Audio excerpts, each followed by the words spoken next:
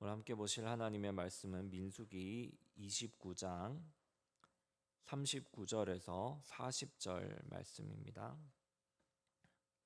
민수기 29장 39절에서 40절 말씀입니다. 제가 가진 구약성경 247페이지에 있습니다. 민수기 29장 39절 40절 말씀입니다. 우리 함께 한 목소리로 합독하겠습니다. 너희가 이 절기를 당하거든 여호와께 이같이 드릴지니 이는 너희의 서원제나 낙헌제로 드리는 번제, 소제, 전제, 화목제 외에 드릴 것이니라. 모세가 여호와께서 모세에게 명령하신 모든 일을 이스라엘 자손에게 말하니라. 아멘. 지금 이 시간은 이상한 가지, 이상한 초막이라는 제목으로 하나님의 말씀을 전하겠습니다. 원래 오늘 본문은 29장 12절부터 장막절에 드릴 제물들이 나열되어 있는 12절부터 본문인데 반복되는 내용이 많고 또 숫자가 많이 나오고 이런 내용들이 있어서 39절, 40절만 읽었습니다. 오늘 본문에서 하나님께서는 초막절을 다른 말로는 이제 장막절이라고 성경에 기록되어 있는데 초막절을 기념할 것을 이스라엘에게 명령하십니다. 기념하라는 명령의 그 의도는 무엇일까요? 첫 번째 의도는 이 초막절을 통해서 출애굽 사건으로 노예에서 해방된 그 자유와 하나님의 보호를 기억하라는 것이 첫 번째 목적입니다. 그리고 두 번째 목적으로는 이 시기가 한 해 농산물을 거두어 드리는 시기이기 때문에 농산물을 거두고 감사하면서 내년의 비를 기원하는 것입니다. 12절부터 본문을 쭉 보시면 어마어마한 제물의 양이 기록이 되어 있습니다. 첫날 드리는 제물이 속죄제를 합쳐서 첫날에만 30마리의 동물들을 잡게 됩니다. 근데 이것이 8일 동안 계속해서 드려야 되는 제물입니다. 조금씩 제물의 양이 감소하긴 하지만 총 200마리 넘게 215마리를 드려야 하는 엄청난 제물의 양이 기록이 되어 있습니다. 제물의 양이 많다는 것은 그만큼 중요한 절기라는 의미입니다. 초막절을 대표하는 주제는 바로 가지와 초막, 그늘과 비입니다. 얼개설개 엮어 만든 가지로 초막의 지붕을 만들어서 그늘을 만드는 것입니다. 그리고 비가 내년에 내리기를 기념하는 것입니다.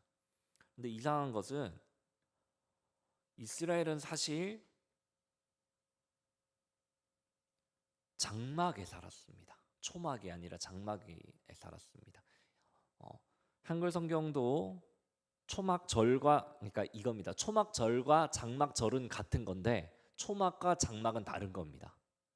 장막은 무엇이냐면 중간에 기둥을 세우고 아니면 여러 가지 기둥을 세우고 가죽을 두르고 지붕도 보통은 여러 가지 뭐 이렇게 덮기는 하지만 가죽으로 마무리를 합니다. 그런데 초막은 무엇이냐면 벽을 이렇게 세웁니다. 지금도 이스라엘에서 기념하는 것을 보면 나무나 아니면 뭘 가지고 이렇게 단단한 재료를 가지고 이렇게 사면을 채웁니다. 사면을 채우고 나서 지붕만 이제 나뭇가지와 그 나뭇가지에 달린 잎들이 있을 거 아닙니까? 그것으로 그늘을 만들기 위해서 지붕만 이렇게 나뭇가지로 덮는 것이 초막입니다. 그러니까 초막과 장막절은 다른데 초막과 장막은 다른데 두 절기는 일단 같이 봅니다. 우리나라 사람이든 이스라엘 사람이든.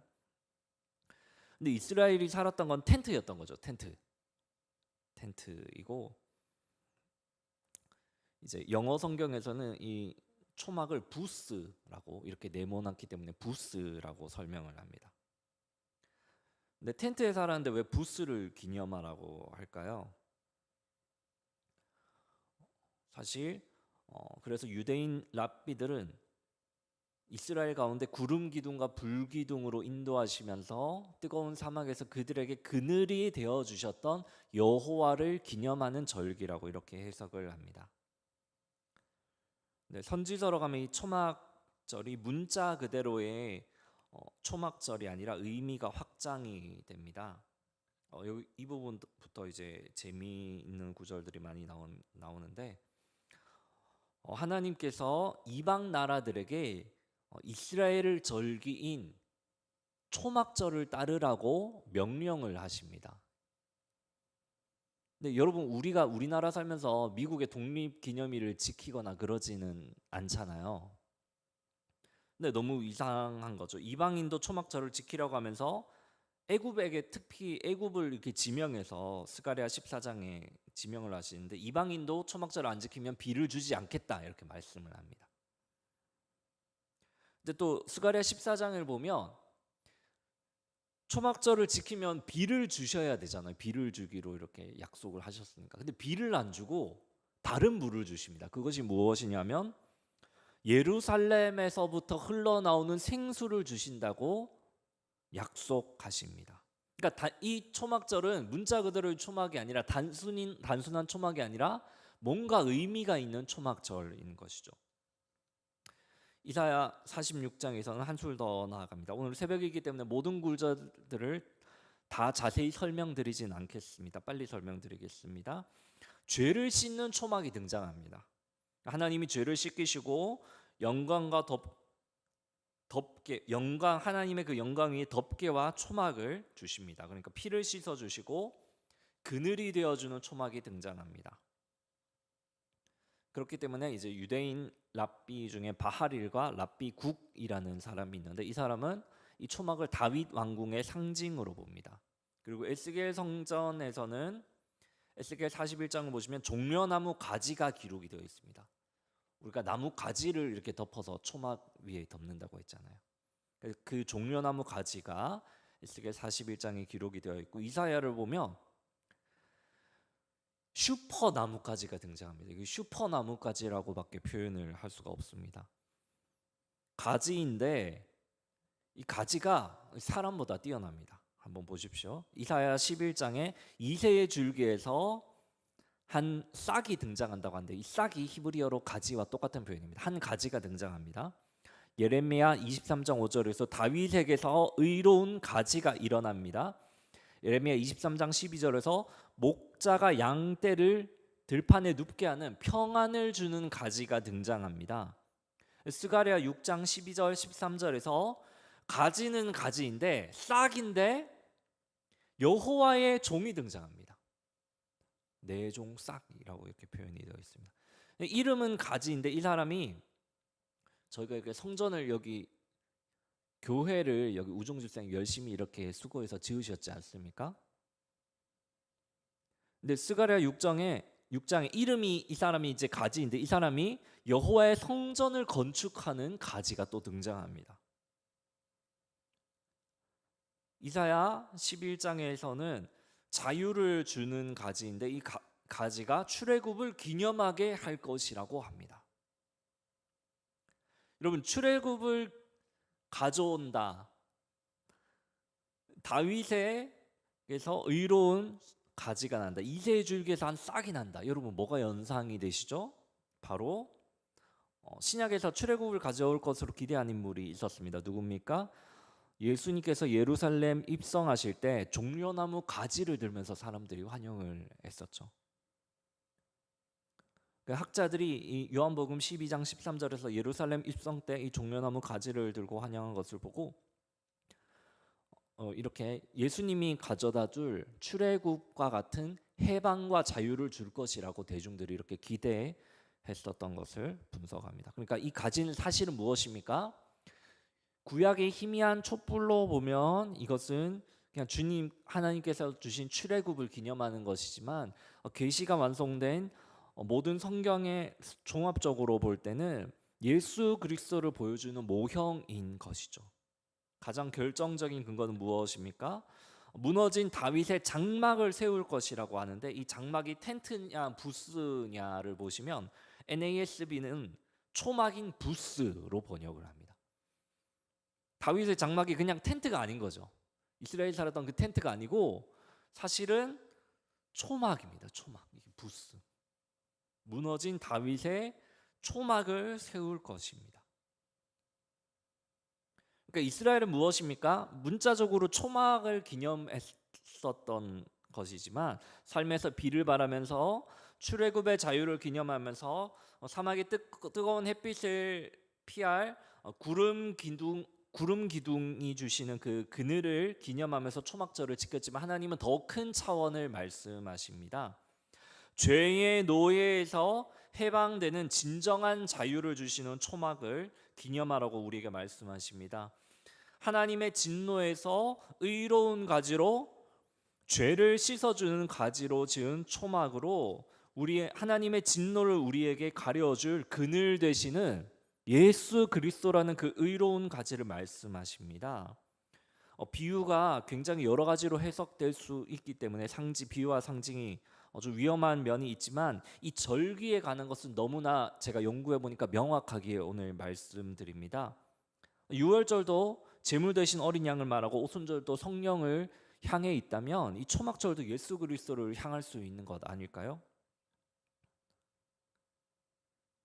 근데 우리는 초막절을 지킵니까, 여러분? 아니면 그냥 예수님을 기념합니까? 우리 초막절 지키나요? 교회 절기 가운데? 안 지킵니다. 왜 그럴까요? 이방인도 지키라고 명령하시는데 우리 왜 안 지킵니까? 모든 계시의 정점에 계신 우리에게 그늘 되어 주시는 예수님 안에 그 모든 의미가 다 내포되어 있기 때문입니다. 그분이 참된 초막이고 참된 그늘이 되어 주시기 때문입니다. 이것이 우리에게 어떤 의미가 오늘 있을까요? 여러분, 일주일 동안 살면서 이렇게 느끼신 적 없습니까? 내 인생은 왜 이렇게 메말라 있는가? 광야의 삶과 같이, 사막의 삶과 같이 왜 이렇게 팍팍한 걸까? 촉촉하지 않은 걸까? 쉼이 없는 거죠. 그늘에서 좀 쉼을 누리고 싶은데 세상 일에 치이고 사람들의 인간관계에 치이다 보면 너무나 뜨거운 사막에 있는 것 같이 지칠 때가 있는 거죠.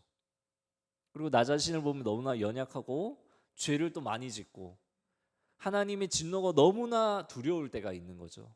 그때 여러분 무엇을 기억해야 합니까? 우리에게 한 의로운 가지로 죄를 가리워 주시는 가지로 하나님께서 우리에게 내려주신 그늘 대신 예수 그리스도를 기억해야 됩니다.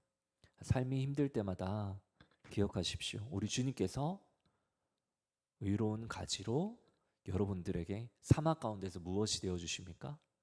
그늘이 되어 주십니다. 쉴만한 쉼터가 되어 주십니다. 그 배에서 솟아나는 생수로 요한복음 7장 38절에서 금요일에 나누었던 말씀인데 나를 믿는 자는 성경의 이름과 같이 그 배에서 생수가 넘쳐나리라 말씀하십니다. 예루살렘에서부터 흘러나오는 그 약속의 생수를 말씀하시는 거겠죠. 우리에게 무엇이 되어 주십니까? 생수가 되어 주셔서 사막에서 지치고 떼약볕에 힘들어 고통하는 우리에게 참된 안식과 평안을 오늘 하루도 내려 주실 것입니다. 그 그늘 되어 주시는 예수님을 의지하면서 오늘 하루를 살아가시는 저와 우리 모든 성도님들 되시기를 축복합니다. 함께 기도하겠습니다. 하나님 아버지, 우리의 죄악으로 인해 우리는 하나님의 불타오르는 진노를 견딜 수 없습니다. 그런 나약한 우리에게 하나님께서 우리를 긍휼히 여기셔서 우리 가운데 의로운 가지 예수 그리스도를 보내주셨습니다. 하나님, 그분의 그늘 아래에서 우리의 죄악을 용서받고 정결한 피로 거듭나게 되기 원합니다. 참된 평안과 쉼을 우리가 예수 그리스도의 그 그늘 아래에서 얻게 됨을 고백합니다. 사랑하는 우리 성도들, 세상살이에 지칠 때마다 또 좌절될 때마다 주저앉고 싶을 때마다 오늘 하루를 또 살아가는 그 힘든 현실 속에서 우리에게 그늘이 되어주시는 그 그리스도를 의지하기 원합니다. 하나님, 나의 피할 그늘이 되시는 그 주님 밑에서 그 보호 아래에서 주님께서 우리에게 채워주시는 그 생수를 마시게 하여 주시고 쉼을 누리게 하여 주시고 죄악에서 해방된 참된 자유와 기쁨으로 우리를 채워주시는 그 은혜를 맛보는 귀한 오늘이 되도록 하나님 우리를 인도하여 주시옵소서. 감사합니다. 예수님의 이름으로 기도드립니다. 아멘. 주기도문으로 마치겠습니다. 하늘에 계신 우리 아버지, 아버지의 이름을 거룩하게 하시며 아버지의 나라가 오게 하시며 아버지의 뜻이 하늘에서와 같이 땅에서도 이루어지게 하소서. 오늘 우리에게 일용할 양식을 주시고 우리가 우리에게 잘못한 사람을 용서하여 준 것 같이 우리 죄를 용서하여 주시고 우리를 시험에 빠지지 않게 하여 주시고 악에서 구하소서. 나라와 권능과 영광이 영원히 아버지의 것입니다. 아멘.